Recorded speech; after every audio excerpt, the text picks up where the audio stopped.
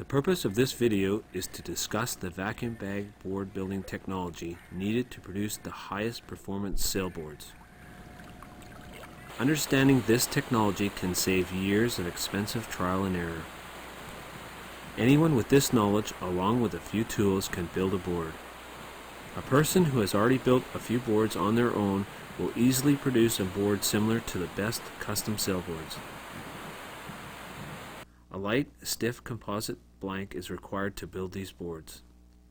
This light sandwich blank can only be built by vacuum bagging. A typical sized, strong and tough board, made with care, should weigh about 14 pounds on average finished.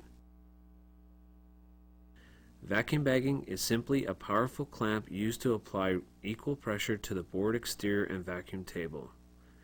Rigid, high-density PVC foam with fiberglass cloth saturated with epoxy resin can be clamped around a shaped styrofoam core and against a curved vacuum mold until the epoxy has time to set. Vacuum bagging is a tool for bonding and laminating. It will not magically reduce resin and weight. Vacuum bagging does allow a laminate to be condensed for a higher fiber to resin ratio. A blank that is vacuum molded by bagging against a good bottom mold results in an almost perfect bottom surface to start building your board. This video will cover all the steps required to vacuum build your board from design to finishing the last detail.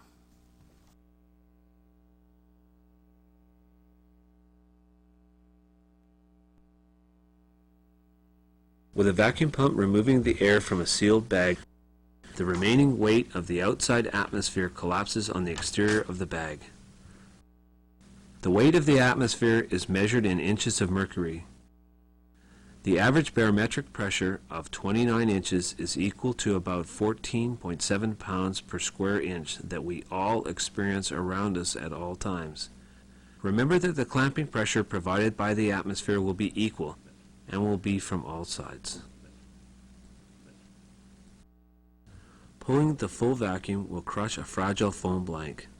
A small, deep vacuum pump capable of removing 1 to 3 cubic feet per minute of air is required. The bag will slowly collapse, and with a simple pin valve we can control the amount of air let into the bag. This will regulate the pressure to the desired 8 to 14 inches of vacuum. This converted into pounds per square inch is roughly 1/2 the amount, or 4 to 7 psi. Just 10 inches of vacuum, or roughly 5 psi, is equal to 720 pounds per square foot of clamping pressure. Vacuum pumps are available from both the scientific and refrigeration industry suppliers. An inexpensive vacuum pump can be made from the intake of a salvaged fridge or freezer compressor.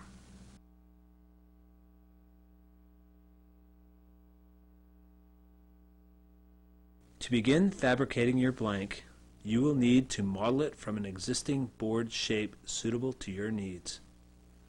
Try to have this model to refer to while you are working. It will be necessary to transfer the important measurements from the model to a paper plan shape pattern.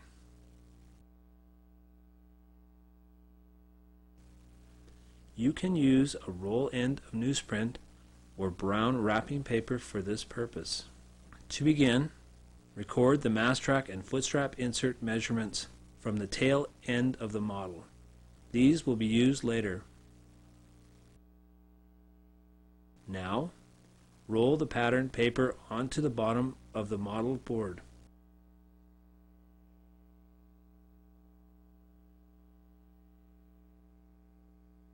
And secure it with masking tape.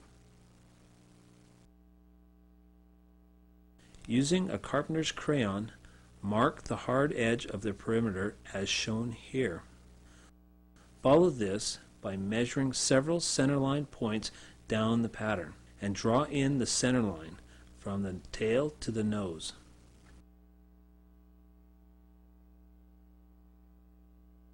Draw in 3 key measuring points, 90 degrees to the center line, 12 inches from the nose, 12 inches from the tail, and the wide point of the board. These key points will be used later with our spin template to mark the board's plan shape. Additional reference lines can be drawn in to help gather the board's profile details. On one side of the pattern only, use a profile gauge to model the amount of tuck and rail shape. Trace the profile shape at each reference line for future use. Use the carpenter's crayon again to shade in the fin box slot.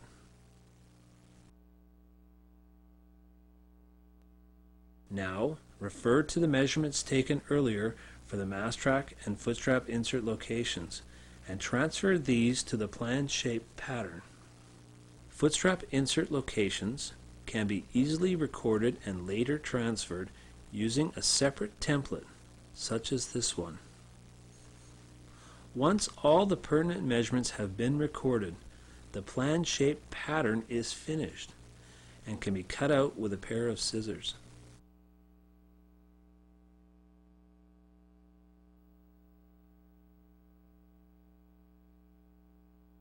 An outline spin template is best made from 1/8 inch mahogany plywood. This material is inexpensive and is easily worked with common tools, such as a handsaw, razor knife, block plane, and sanding board. To begin, cut a 16 inch wide by 72 inch long piece from the 1/8 inch plywood sheet. Using your paper plan shape pattern, transfer the curves to the plywood, with the nose end curve on one side of the template and the tail side curve on the other.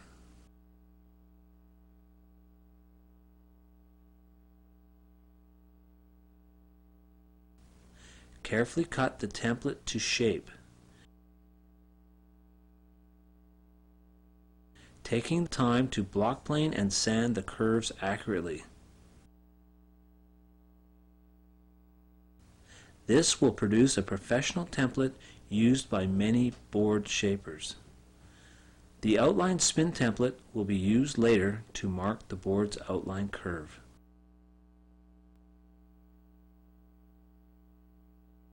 To begin fabricating the board's bottom, place appropriately sized pieces of high density foam on the work table.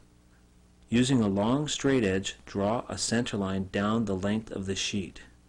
Next, mark in the 3 key measuring points, 12 inches from the nose, 12 inches from the tail, and the board's wide point on the center line. Transfer these marks outward to the outline with a square. Refer back to the paper plan shape pattern and transfer the key dimensions onto the high density foam. Remember, you will be wrapping the rails with additional high density sheet foam. The paper plan shape pattern can also be used for drawing in the last few inches of the nose and tail. The spin template is used as a curve to connect your marks. Mark one side of the outline curve, tail to mid-board. Flip the template over to mark the other.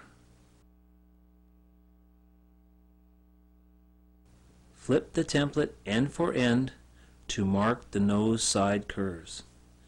Take a few moments to check the outline.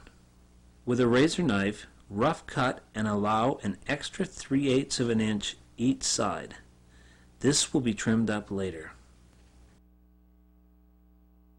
Tape any joints in the bottom with masking tape and store this high density bottom safely away to be used later.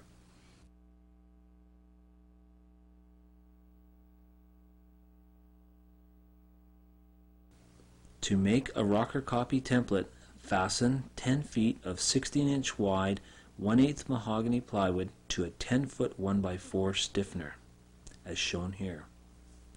Hold this template over the bottom of the model board's center line and scribe a line down the plywood using a marker and a thick block of wood. Rough cut the excess material off.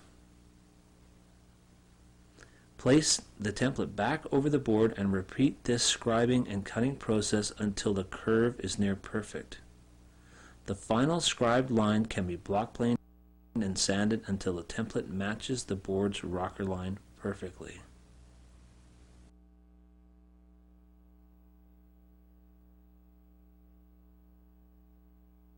We can now use the rocker copy template to make a pair of thickness flow templates to be used as guides while hot wire cutting the board's foam blank. Trace the board's bottom profile onto a suitable piece of 3/8 plywood.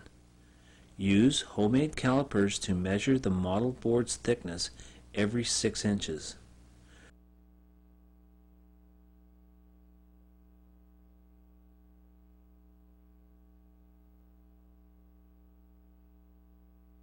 Remember to subtract the thickness of the high-density foam layers on the top and bottom of the finished board. Transfer these measurements onto the 3/8 inch plywood.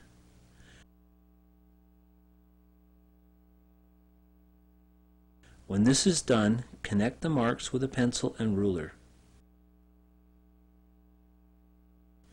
and cut out the template with a jigsaw.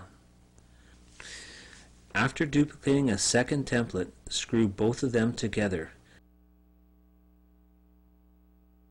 and block plane and sand until they are both identical.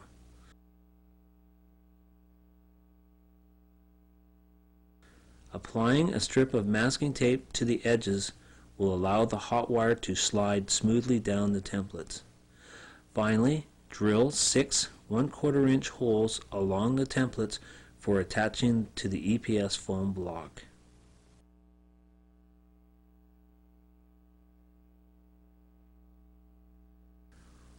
With a bit of understanding, hot wire cutters are easily built. For board building, 2 different size cutters will be needed. The larger of the 2 cutters will be used to cut large slabs from your full-size foam billet. This cutter should have a throat size at least 3 inches larger than the width of the foam billet.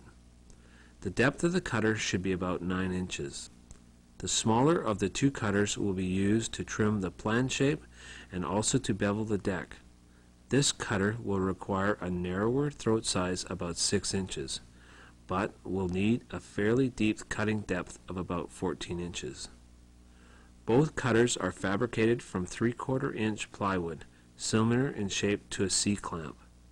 A metal screw is located at the upper and lower ends of the throats as a fastening point for the cutting wire.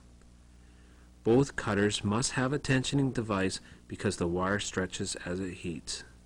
A 12-volt car battery or an electric train transformer works as a power source to heat the cutting wire to operating temperature. Run 2 7-foot 16-gauge shielded copper wires from the transformer and terminate them with insulated alligator clips.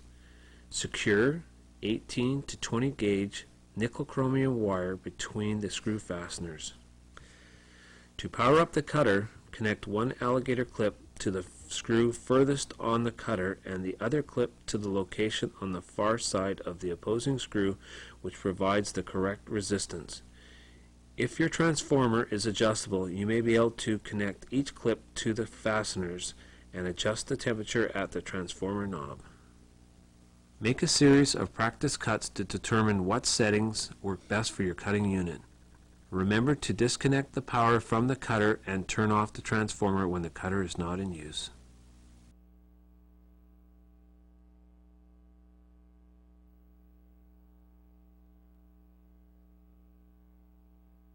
A large styrofoam billet 32 by 24 by 120 inches is preferred for hot wiring. A 32-inch billet will give you 5 to 6 board slabs. Take time and care to align the templates on the billet to waste as little foam as possible.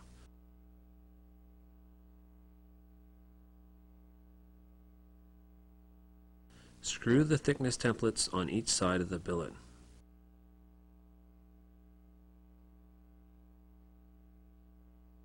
Turn on the hot wire. Practice cutting some of the waste at the nose and tail. With the wire hot, enter the billet and begin cutting slowly along the edge of the templates. If the center of the wire lags far behind, take extra care to adjust the tension on the wire.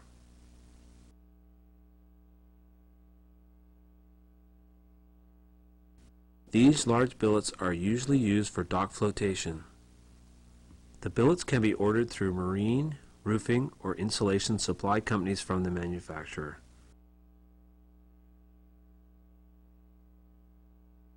When ordering this foam billet, ask for 3/4 to 1 pound per cubic foot density.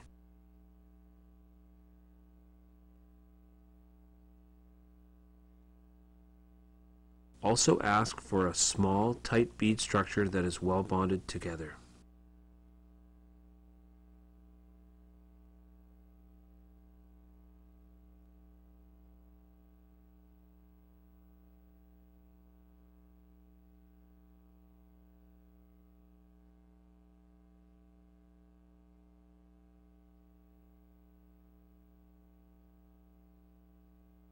After the foam slab is cut out, loosen the screws on the templates and tip them to match the board's V.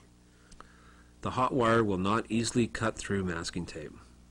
For this reason, remark the V's center line and cover with a quality 3/4 inch masking tape. Slowly make the V cut, with the wire sliding along both the center tape that provides the wire from cutting under the tape and the lowered templates. This cut should also match up with the vacuum table's V setting.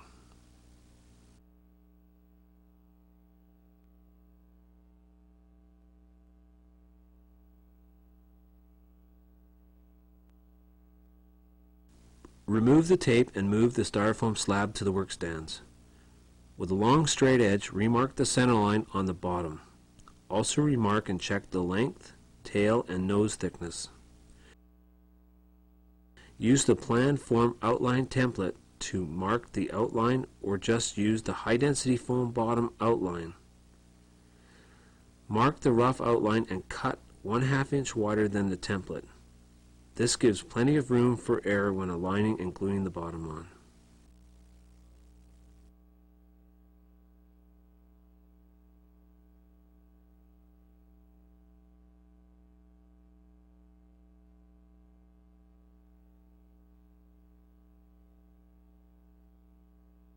There are many styles of vacuum molds and tables that can be built. For example, a bottom mold can be taken from an existing board, or by making curved rocker plates, or by covering wood stringers with plywood.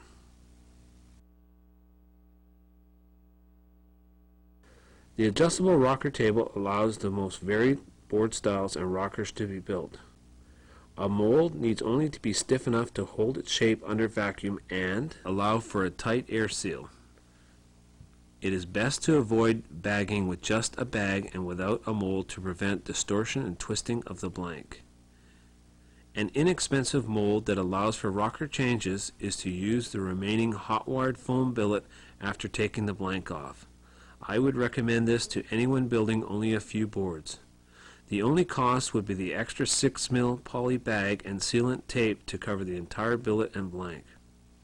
The hot wire V-cuts can be placed back on the block and covered with 1/4 inch masonite to stiffen the rocker curve. Always protect your table's smooth finish with a mold wax or plastic polyfilm to prevent the epoxy from bonding.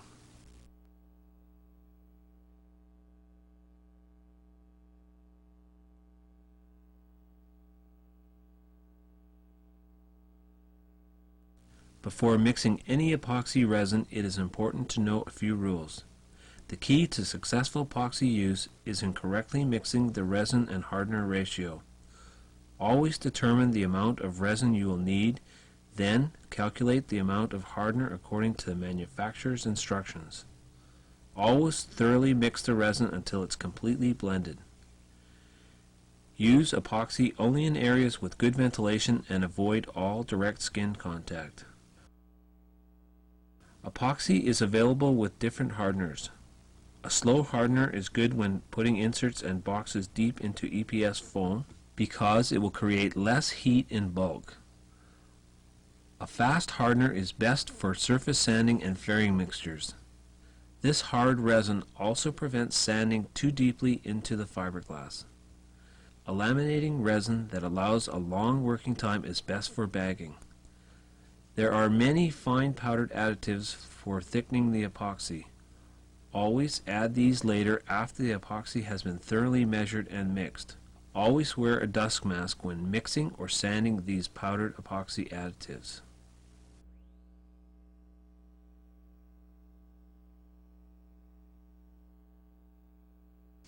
Because any spilled wet resin will completely prevent a seal on the vacuum table, the first part of the layup sandwich must be done on a second flat surface.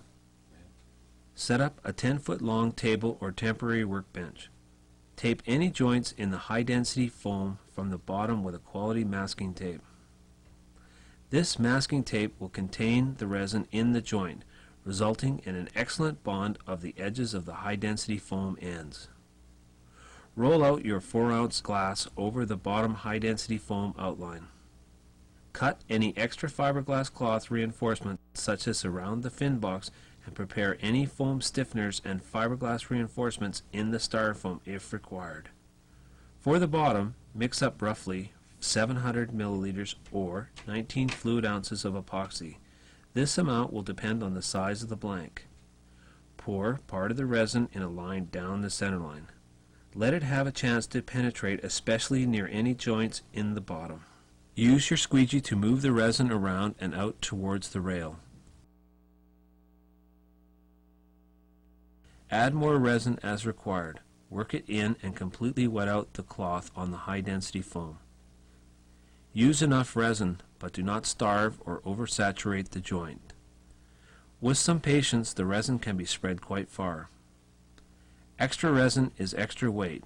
It will not add more strength if there is already enough resin. Trim any excess cloth with a pair of sharp scissors. Some weight-saving and bonding tips are to mix up microspheres with some of the resin and fill the coarse surface of the high-density foam before covering with cloth. Another tip for a long-lasting board is to install a long 1.5 inch deep 1/4 inch high-density foam stiffener routed into the styrofoam bottom.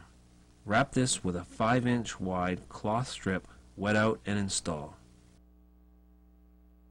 By folding back the extra wet cloth onto the blank, it will form a T-shaped reinforcement, which will strengthen and protect the bottom from delaminating. Transfer the wet and readied high-density foam bottom to the vacuum table. Center the PVC foam bottom onto a protective sheet of poly on the vacuum table. Now get the styrofoam core ready. If any internal high-density bottom stiffeners or blocks around the fin box are prepared, install them at this time. Place this core on the wet-out glass cloth and high-density bottom. Use the styrofoam core's marked center line to recheck that it's correctly positioned over the wet-out bottom.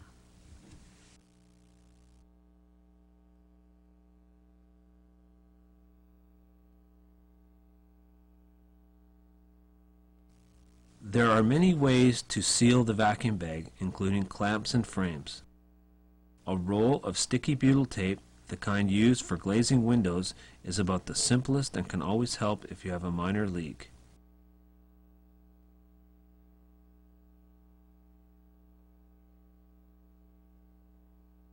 A sheet of 6mm heavy-duty poly makes a good bag for the pressures we are using.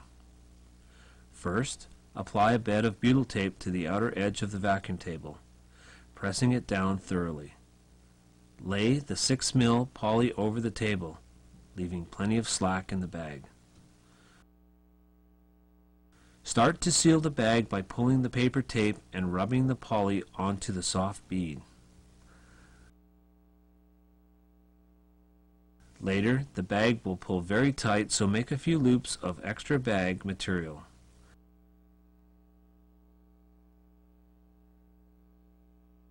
And seal them with butyl tape.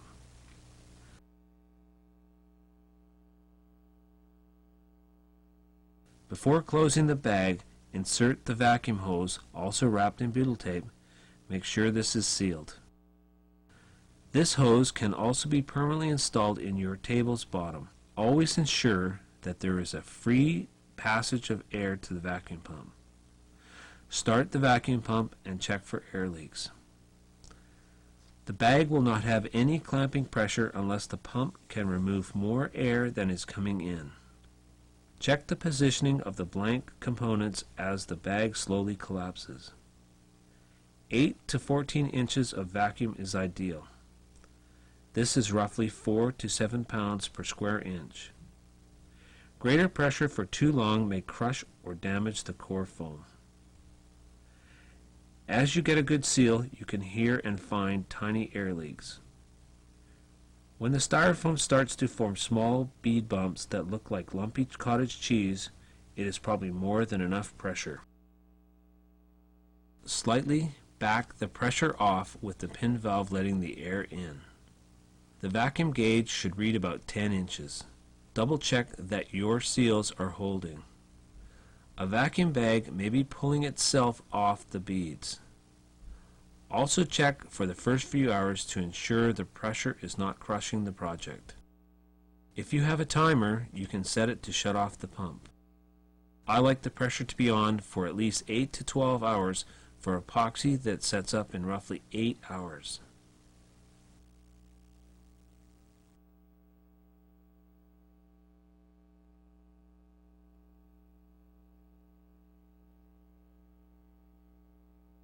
Time is up. Turning off the pump will let the air in. Carefully pull back just a side corner of the bag as it will be reused.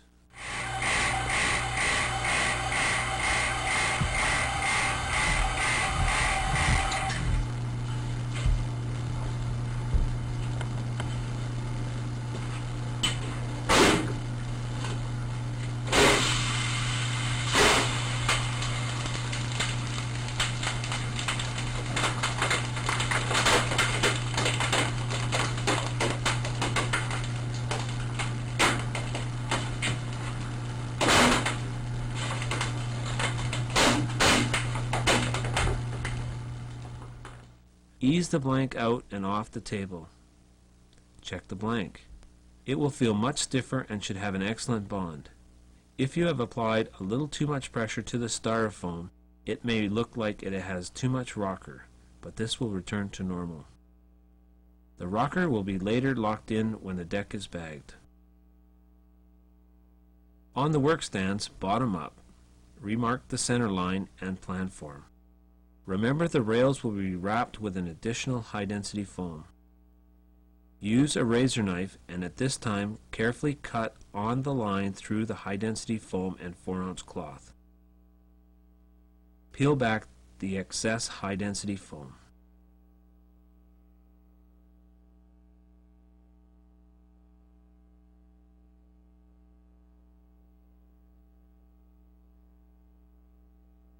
Set up the short hot wire cutter to cut at 90 degrees.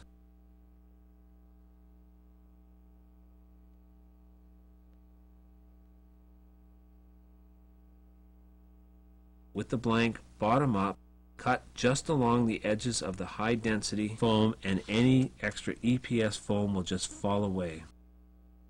Your outline may need only a light sanding and smoothing to be perfectly squared to the bottom of the blank. Avoid hot wire cutting the PVC foam as toxic fumes will arise from this. Do not breathe these fumes.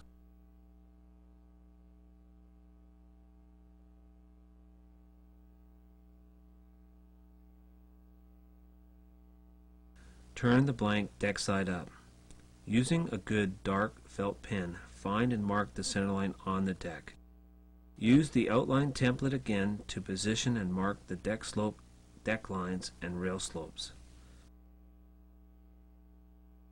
A combination square will mark guidelines at the rear of the board.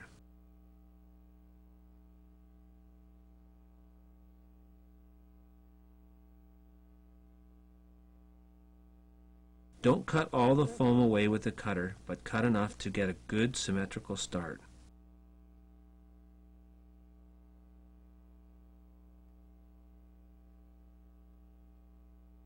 Take some time to get the angles and depth needed.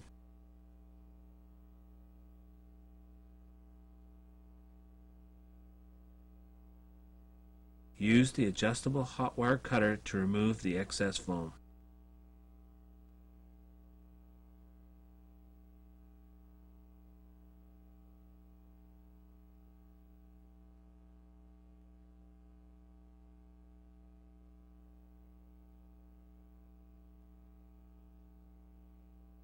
Shaping the deck with a Surform plane, and then a 40 grit paper on a sanding board. Take care to remove the same amounts of foam from each side. Check the model again. Continue shaping and sanding. Take some time, stand back and look. A good tip is to use lights to look for uneven shadow lines. Finish sanding with 120 grit screen mesh on the rails with the board on edge in the workstands.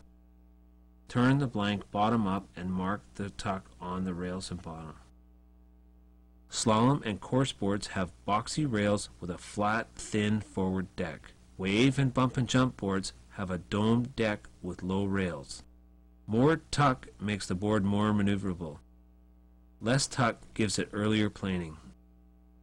Carefully check over the rear and sharp rails of your model. Mark all the details and make cardboard rail templates to help with shaping. Remember that you will cover the deck and rails with high density foam, so make the allowances in thickness and width. Carefully shape and sand the bottom tuck line. Take extra care when sanding the two different density foams. A tip is to masking tape the wide point on the styrofoam rails to prevent sanding them away.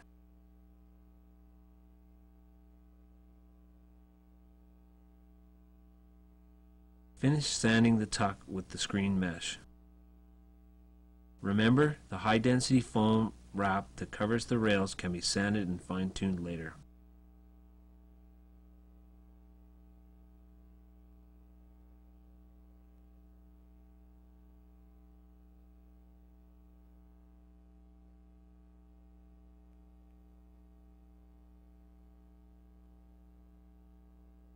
Set up the router to cut a 1/4 inch wide by 2 inch deep slot roughly 16 inches long to reinforce the deck at the mast track. In addition, stronger jump boards can have a short heel reinforcement slot cut for T-shaped deck stiffeners. Fit the slots with high density foam scraps and trim flush with a razor knife.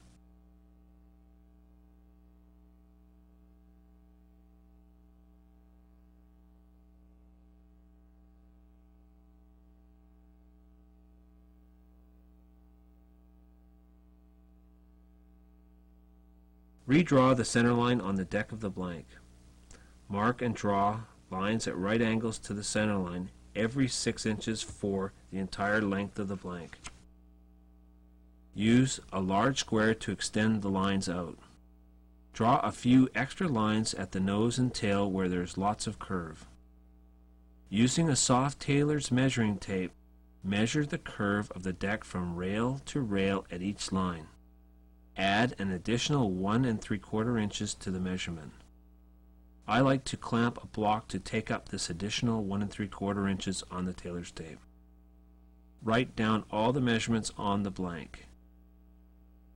Because of the widths required, it is best to lay out the deck from a new 4 foot by 8 foot high density foam sheet. Mark this foam sheet from the side, because there is less waste as the nose and tail tapers will match each other. Draw a center line and the same parallel lines on the deck high density foam sheet. Divide the measurements and chart the marks from the center line. Continue lofting and cut out these 3 high density foam deck pieces. Rough fit the pieces and masking tape all the deck pieces together. For the high density foam to wrap around a compound curve, relief darts must be cut at the nose and tail. Don't be afraid to cut out a little extra.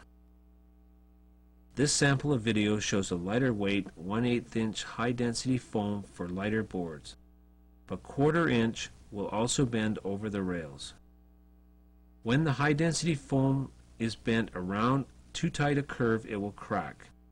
A good tip is to add a wide strip of masking tape to the outside of the high density foam at the most curved spots to reduce cracking.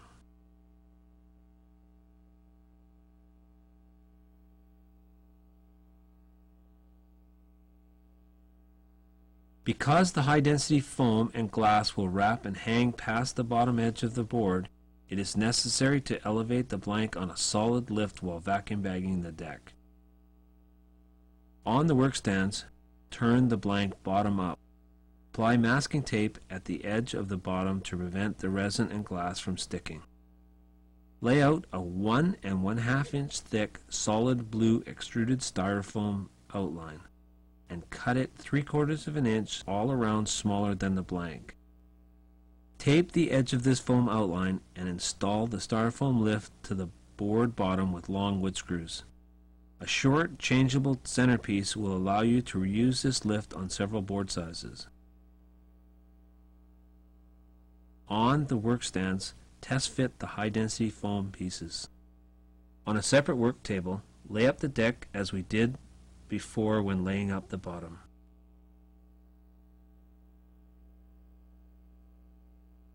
Include all the extra cloth and carbon reinforcements in the mast track, foot straps, fin box, and nose.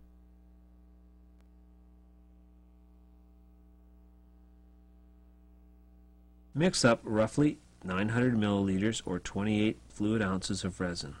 Again, use enough resin not to starve the joints.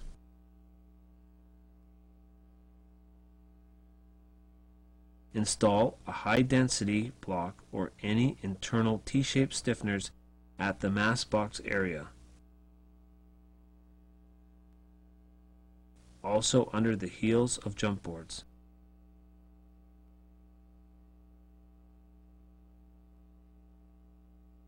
Paint some thickened resin on the bottom edge of the blank.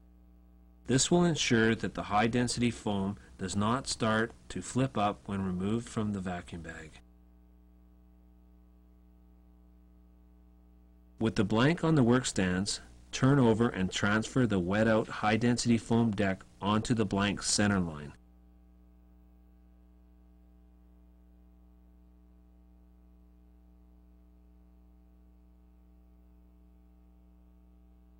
And secure it into place with a few long wood screws.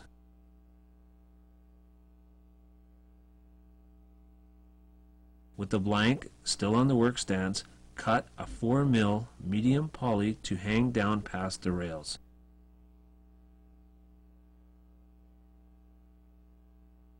Use a packing tape gun and pull the poly tight around the blank to pre-bend the high-density foam for vacuum pressure. This will force the vacuum bag to push the high-density foam down and around the rails, and stopping the vacuum bag from forcing itself under the edges of the high-density foam.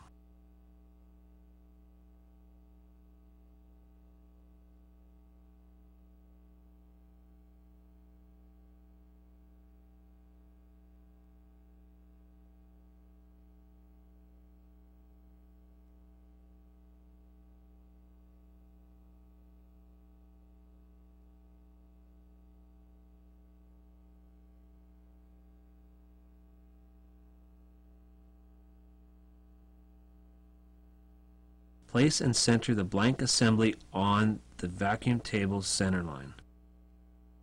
Cover the blank and seal the open side of the existing poly bag with new butyl tape. Check the installed vacuum tube and start the pump. Check the center line alignment as before. Work the butyl seal until the bag collapses with sufficient pressure. Use your hands to force down any trouble areas on the high-density foam. Trouble spots are at the tail, nose, and especially any soft rails. Use the pin valve again to regulate the pressure. Continue to monitor the blank as before. Turn off the pump and open the seal 10 to 12 hours later.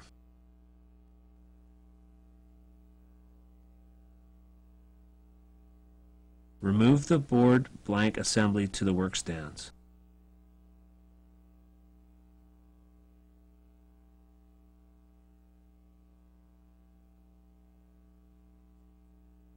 Set the blank bottom up. Cut the packing tape.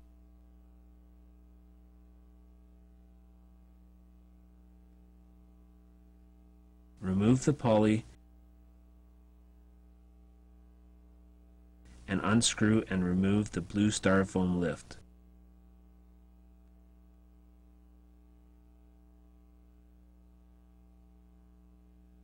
Trim off the excess high-density foam overhanging the rail with a razor knife.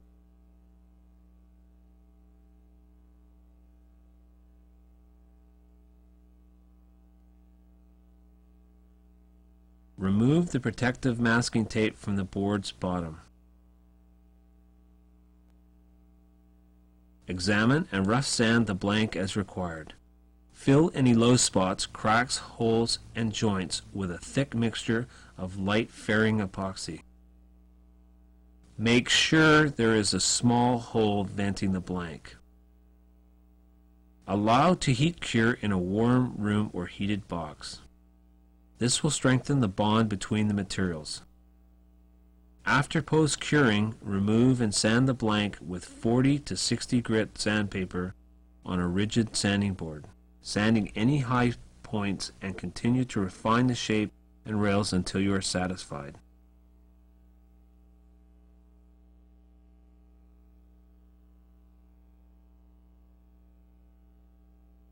The advantage of the high-density foam and glass now covering the blank is that the board's fin box, mast track, inserts, and vent can be installed before glassing.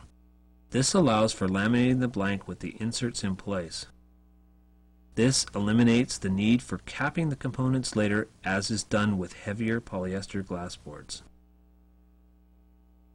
Carefully redraw the centerline on the top and bottom. Measure and mark the locations of the fin box, mast track, foot straps, and vent components. The type of board, sailor's height, weight, and ability will also determine the placement of foot straps. Straps should be placed further back and out on a slalom board, further forward and in on a bump and jump or wave board. Multiple foot strap inserts will allow a sailor to change up his or her sailing style. The mast track usually starts 51 or 52 inches from the tail, and this is much further back than was done a few years ago. The fin box location depends on the type of board as well as the type of fin. For example, a race board with a blade fin will have its box mounted further back for directional stability and speed. A bump and jump board with a high aspect swept fin will have its fin mounted slightly more forward to loosen the ride. A wave board with its low aspect swept wave fin will be mounted even more forward. The sailor's weight is back and out on the board when racing and is more forward and inboard while doing transitions. Some sample guide positions for a Tuttle fin box are 3 to 4 inches for slalom and course boards, 3.5 to 4.5 inches for bump and jump, 4 to 5 inches for wave boards. Unless building an AVS board, the tip of a swept fin does not extend past the rear tip of the board itself.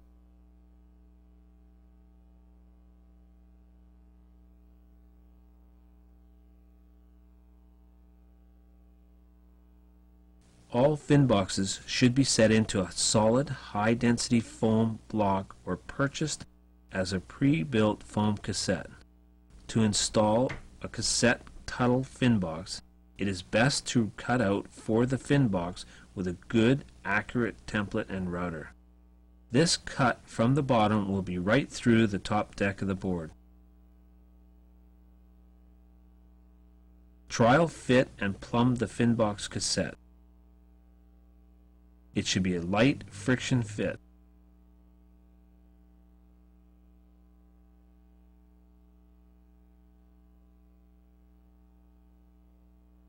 Mark the top excess at the top deck and allow for the curved deck.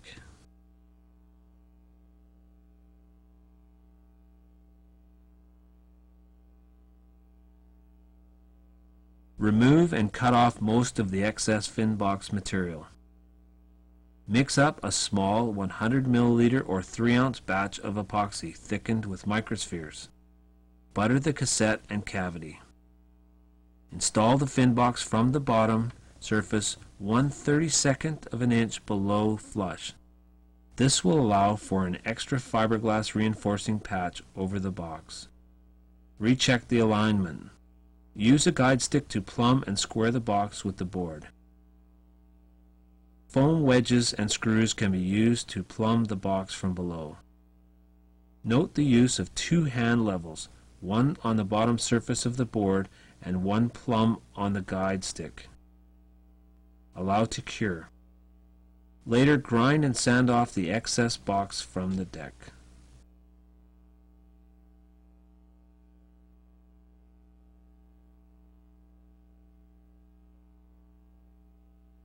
Mark the top deck for centerline.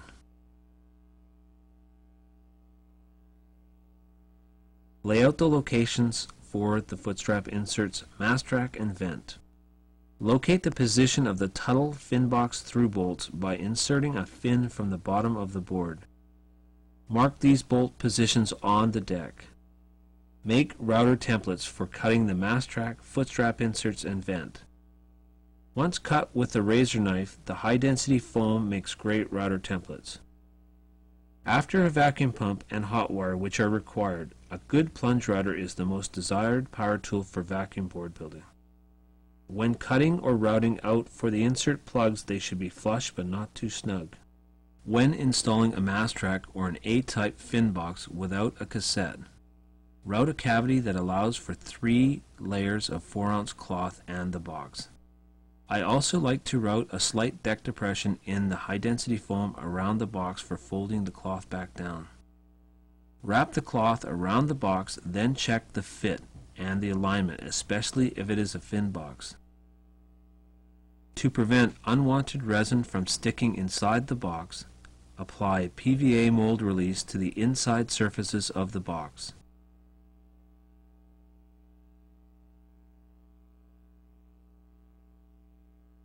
Cover the slot with quality masking tape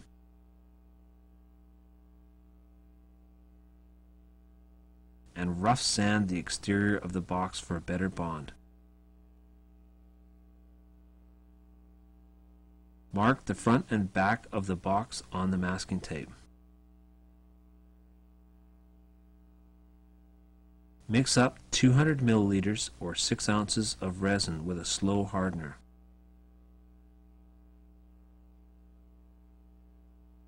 Saturate 3 pieces of 7-inch by 12-inch 4-ounce cloth with resin on a scrap of poly.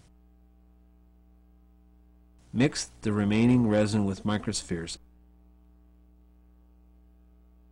and fill the cavity 1/4 full, wetting out all sides with the mixing stick, including the deck depression. Butter the mast box sides and bottom with the thickened resin. Also apply some of the resin to the wet out cloth.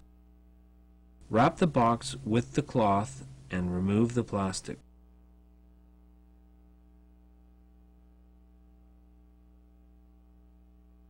Push the box into the cavity until flush with the deck.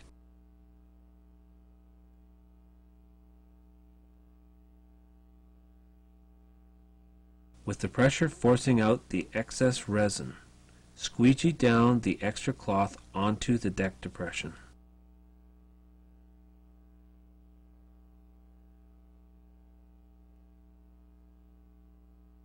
Cover with poly or peel ply and force the air out. Cover with a sponge foam pad and add a flat weight until cured.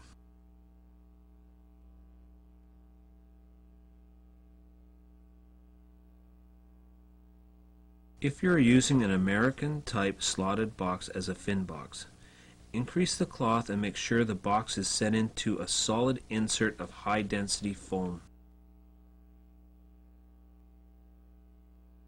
Use a strap clamp around the blank on an alignment stick or fin to align the fin box. The inserts can be installed at the same time as the mast track. When installing a molded plastic vent, remove the plastic screw and O-ring. Cover the ends of the vent top and bottom with masking tape. With a small stir stick, fill the insert cavities half full of thickened resin. Stir resin up the sides. On a scrap piece of poly, butter the rough sanded inserts with thickened resin. Push them into the cavities and remove the excess resin. This is also the time to cut and install a high-density foam backing to cover over the Tuttle box deck slot. Any extra resin can be used on areas such as the darts at the nose and tail. Allow the resin to cure.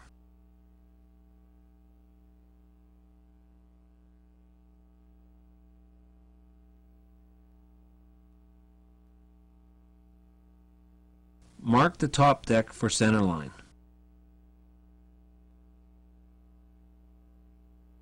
Lay out the locations for the footstrap inserts, mast track, and vent. Locate the position of the Tuttle fin box through bolts by inserting a fin from the bottom of the board. Mark these bolt positions on the deck. Make router templates for cutting the mast track, footstrap inserts, and vent. Once cut with a razor knife, the high-density foam makes great router templates. After a vacuum pump and hot wire, which are required, a good plunge router is the most desired power tool for vacuum board building. When cutting or routing out for the insert plugs, they should be flush but not too snug. When installing a mast track or an A-type fin box without a cassette, route a cavity that allows for 3 layers of 4-ounce cloth and the box. I also like to route a slight deck depression in the high-density foam around the box for folding the cloth back down. Wrap the cloth around the box, then check the fit and the alignment, especially if it is a fin box. To prevent unwanted resin from sticking inside the box, apply PVA mold release to the inside surfaces of the box.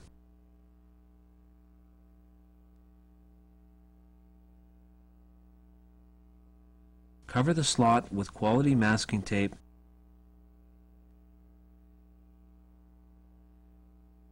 and rough sand the exterior of the box for a better bond.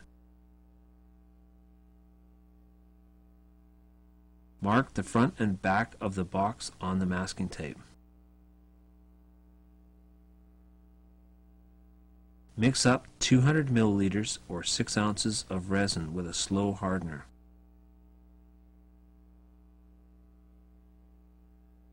Saturate 3 pieces of 7-inch by 12-inch 4-ounce cloth with resin on a scrap of poly. Mix the remaining resin with microspheres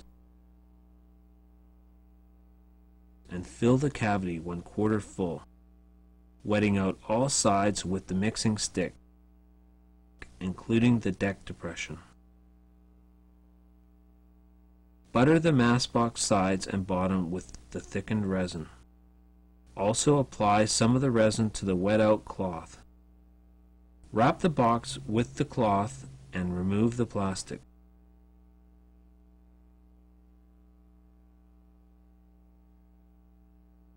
Push the box into the cavity until flush with the deck.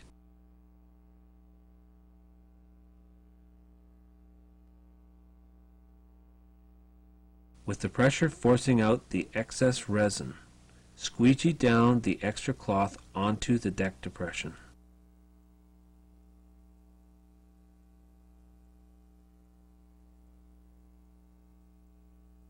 Cover with poly or peel ply and force the air out. Cover with a sponge foam pad and add a flat weight until cured.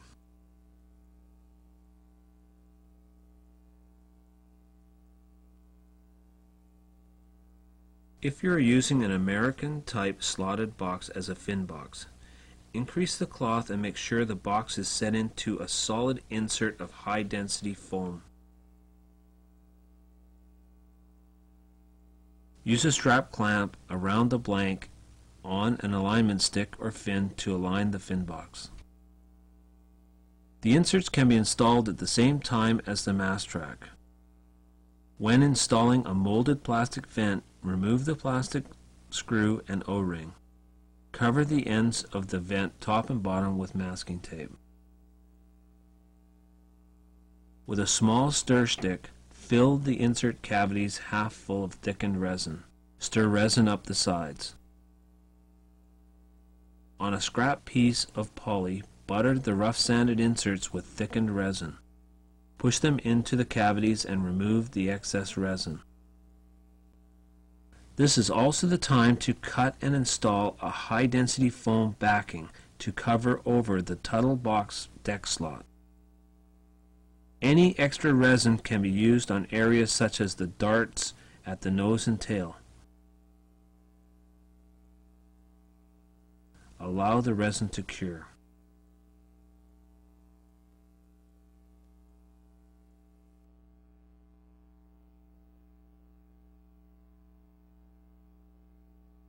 Now is the opportunity to perfect the blank before glassing.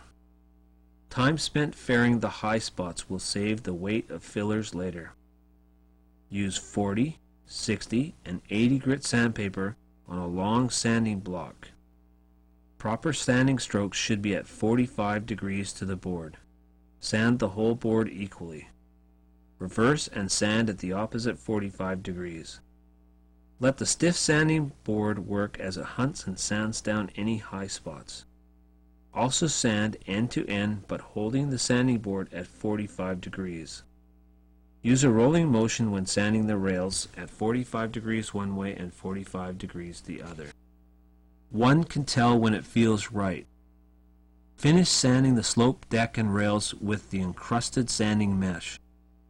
None of the inserts or boxes should protrude past the deck, and they should have a rough, scored surface for bonding, with no masking tape on the plastic surfaces. The amount of glass and high-density foam can be customized for each board or sailor. But have a goal in mind such that the finished board is to be 14 pounds regardless of its size. This means that a small high-wind jump board will have a thicker, stronger skin than a 9'6" course racing board. The bottom skin on the course racing board can be as little as one layer of 4-ounce glass over 1/8 inch high-density foam. The bottom skin on the small jump board can be 2 layers of 6-ounce glass over 1/4 inch high-density foam. One layer of 4-ounce glass leaves very little room for sanding error. For this reason, it is more practical to use a second layer of 4-ounce or 6-ounce cloth with an additional 2 layers of cloth as fin box patch reinforcement. The deck should match the bottom except that it has additional tail to mast box layer of 4-ounce S-glass. In addition to the mast box, foot strap, and heel patches, we must also reinforce the skin over our Tuttle type fin box through bolts. Today's flip noses are a target for damage. A little extra cloth reinforcement will save repair and refinishing later. I try to use a little carbon over the load areas, but not so much as to give the board a stiff feel.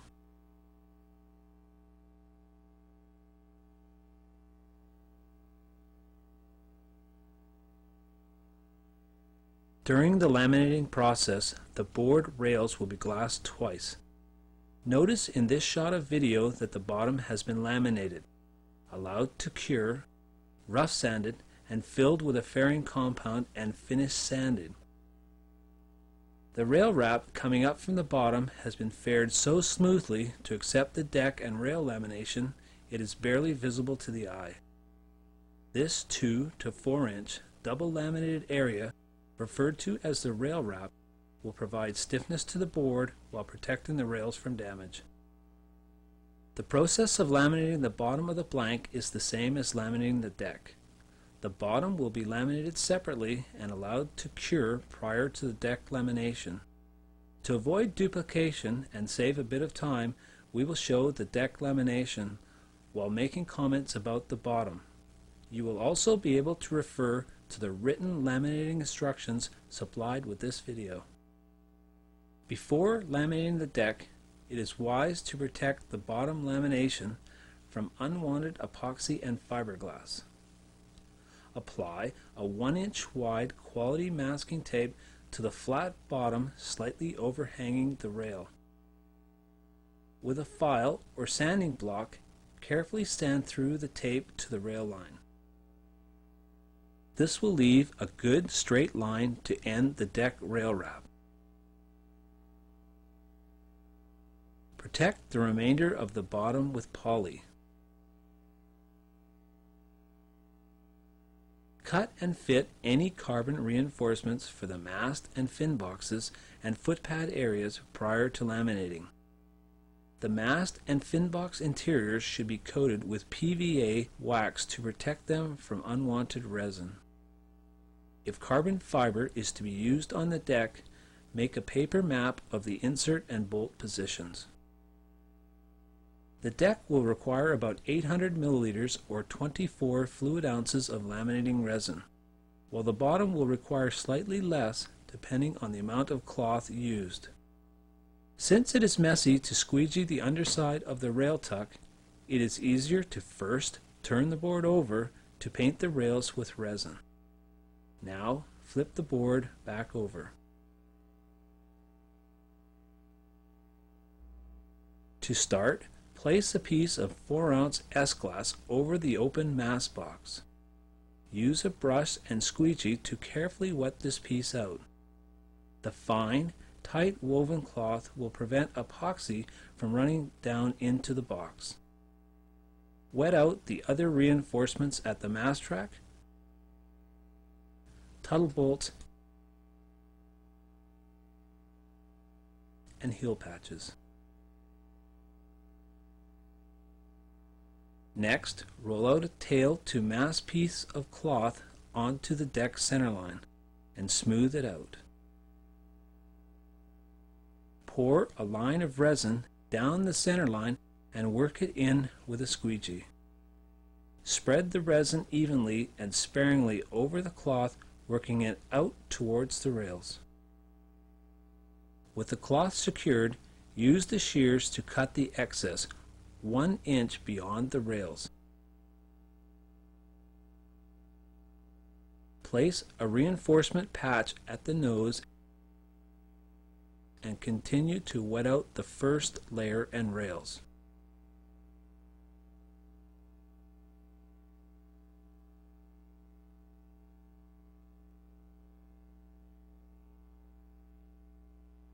I prefer to saturate 1 layer of cloth at a time to ensure they are fully wet out.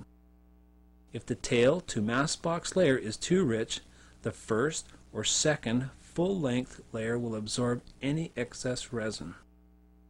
Use a fair amount of pressure on the squeegee and keep it moving to distribute the excess resin to the drier rails. Use a brush to completely wet out the bottom of the rail areas,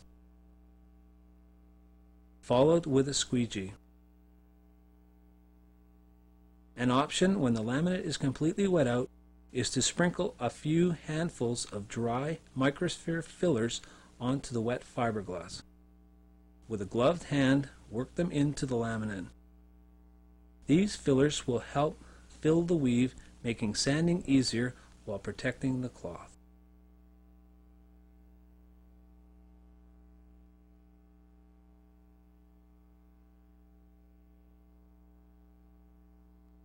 I prefer to wrap the exterior layup with a light or medium poly stretched over the wet laminate.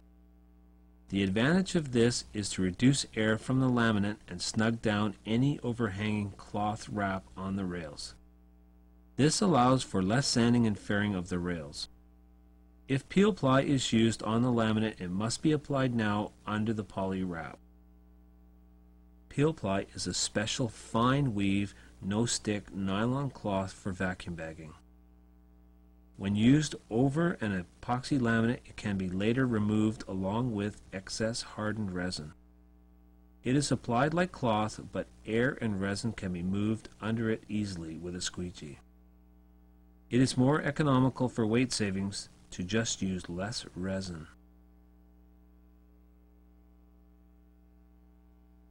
Spread the 4mm poly over the board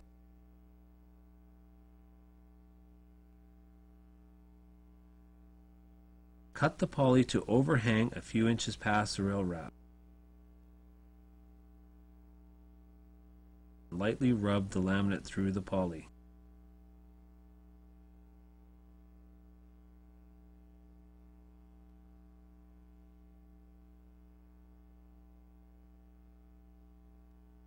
Use a packing tape applicator gun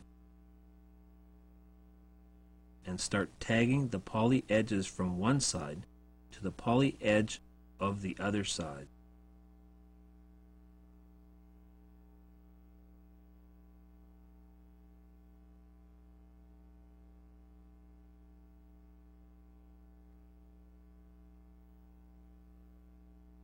Turn the board over.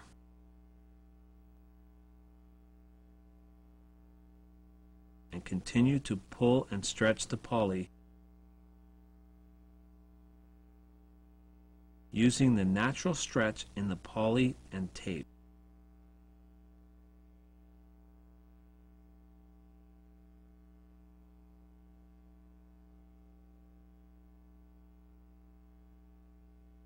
After the poly is secured tight, take a little extra care to secure the nose and tail folds tight.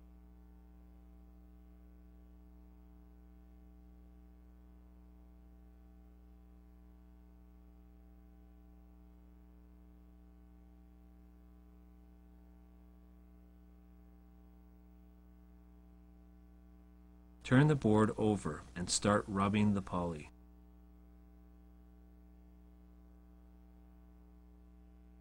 Notice the air under the poly. With a sharp point, poke a few holes in the poly and work the air out of the laminate through the holes. Most custom board builders will just lay up the board without vacuum or even without the poly wrap. It is best, although not required, to vacuum bag for a good lamination.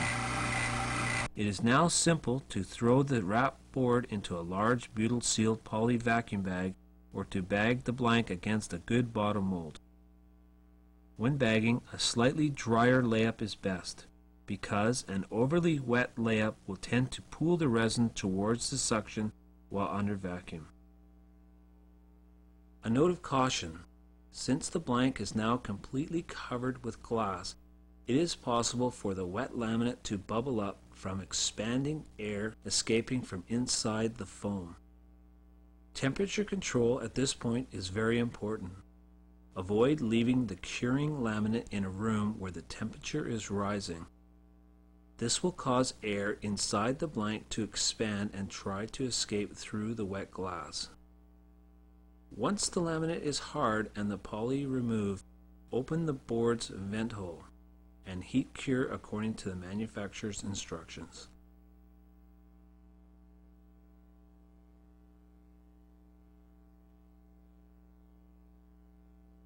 After the board is removed from its plastic wrap, trim the excess fiberglass from the rail with a razor knife. The surface should be now smooth and slightly fair. Take some time now to find and mark all of the inserts by dimpling them with a small countersink drill bit. Do the same at the ends of the fin box and mast track. Open up the board's vent hole, especially if there is any chance of creating unequal pressure.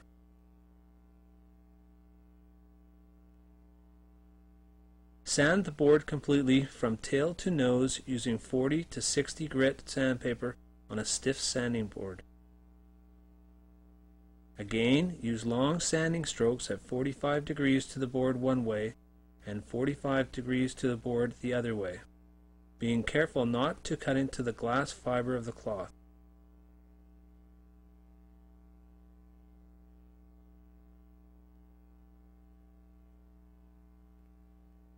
When this is done, mix 4 ounces of fast-setting resin with a thickened fairing compound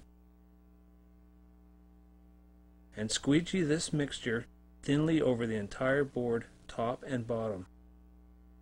This second coat will help fill those tiny pinholes in the fiberglass weave. After the fairing coat has cured, sand the whole board with 60 to 80 grit sandpaper on a stiff sanding board. Keep an eye open for low spots and be careful not to sand into the glass fiber layers. Dust the board off thoroughly. If required, another epoxy fairing or sanding coat can be applied. Another recommendation is to use a high-quality, lightweight polyester fairing putty applied to the whole board.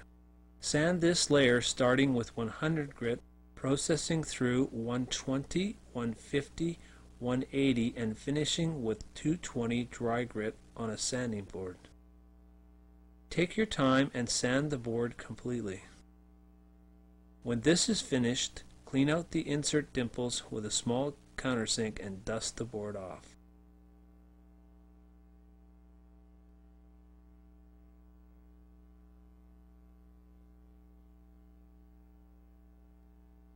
Priming the board will require 1 quart of 2-part urethane high-build sanding primer. This primer can be applied with either a roller or a spray gun. If you have done a good job of sanding, 1 coat should be enough to hide any remaining scratches and pinholes. Sand the primer with 180, 220, and 320 grit sandpaper, starting with a small sanding block and finishing with a hand sanding pad until the board is near perfect. The finish coat of 2-part linear polyurethane aircraft or marine paint can also be rolled or sprayed. This paint is very flexible, durable, and waterproof. Always choose a white or light shade of paint, as it will attract less heat from the sun.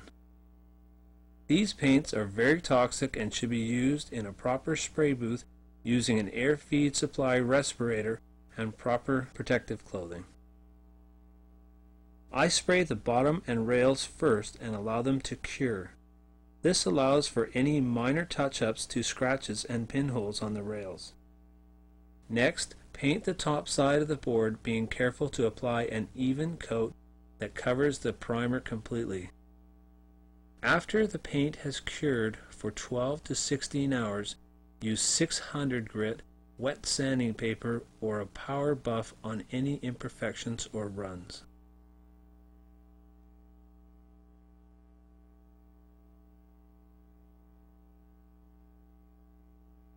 I like to mark my non-skid texture line with a block clamped to a soft tailor's tape. This allows for long, even, symmetrical guidelines with just a little adjustment at the nose. It is then easy to tape the outline using a high-quality auto paint masking tape.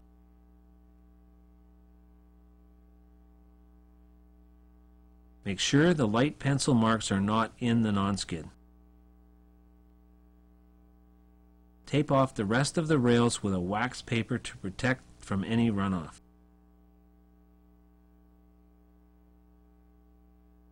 Foot pads can also be marked and masked out.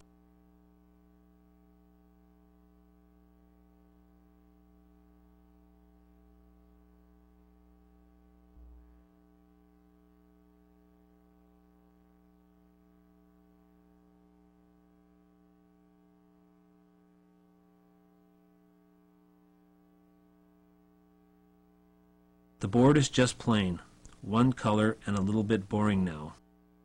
Large, dark deck colors will attract heat.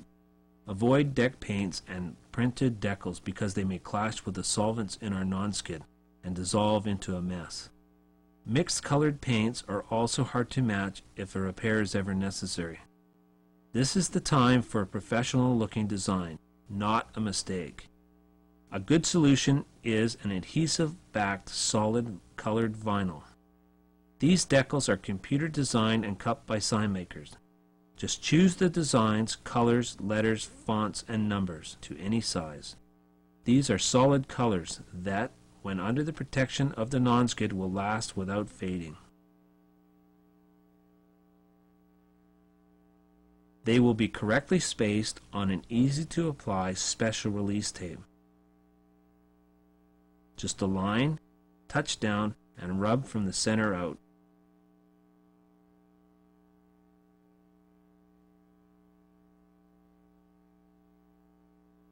Then remove the tape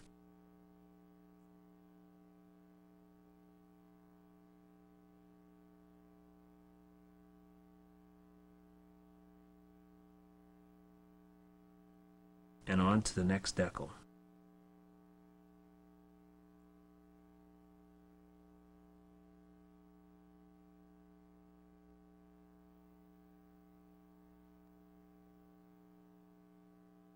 The non-skid system that I show here is the best, clearest, and longest lasting that I have found. The non-skid resin is the same high-quality 2-part polyurethane aircraft marine paint, but it is clear without color pigment. The best non-skid dust I have used is acrylic foam dust. It is very fine and worth the extra cost. When all the masking and decals are ready and the non-skid dust is in a can peppered with holes, mix the clear paint components. Allow a few minutes for the paint to stand. It is best to spray the non-skid in coats and use the compressed air to blow away any extra non-skid dust. Using a good paint roller will produce good results. Just take a few seconds to make sure that the paint is rolled evenly without streaks.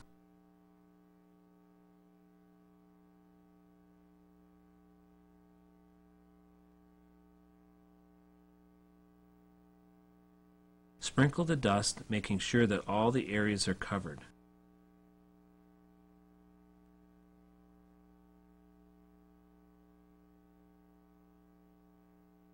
With clean hands, tap the board from the bottom of the board, hard enough to move the excess dust around. Allow just a few minutes and pull all the masking tapes off. Let the paint cure overnight.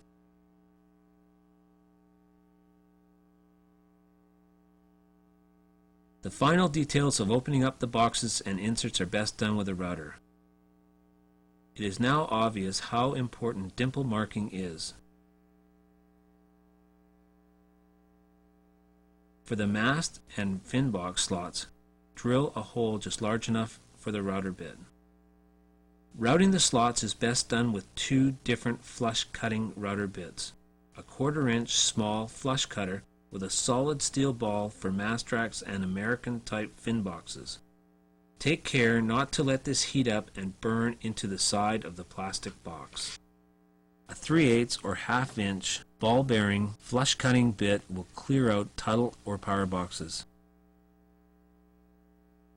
Never leave a fiberglass edge that can be lifted off the box. Always finish boxes by beveling the glass edge with both a flat and round files.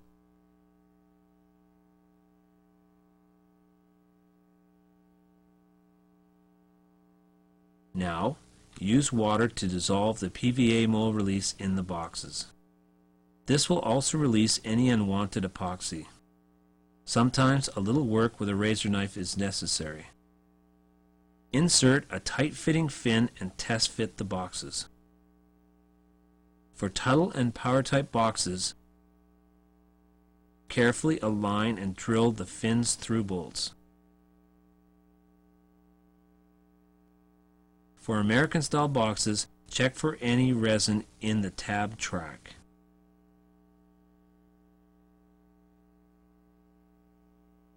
With a small countersink and drill bits, clean out the dimpled footstrap screw holes. Test fit the screws, make sure they are the right length and are not longer than the plugs.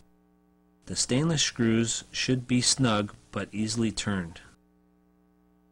Ensure the top glass is beveled back preventing the screw threads from picking up the laminate edge.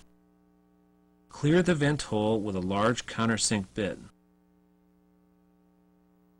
Clear the threads and test fit the supplied O-ring vent screw. For installing foot pads, carefully apply contact cement to both the pads and the board. Allow this to dry. Realign the pads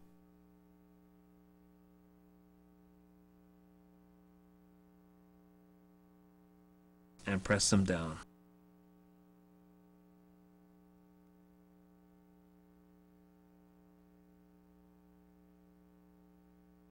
Screw down a new set of foot straps.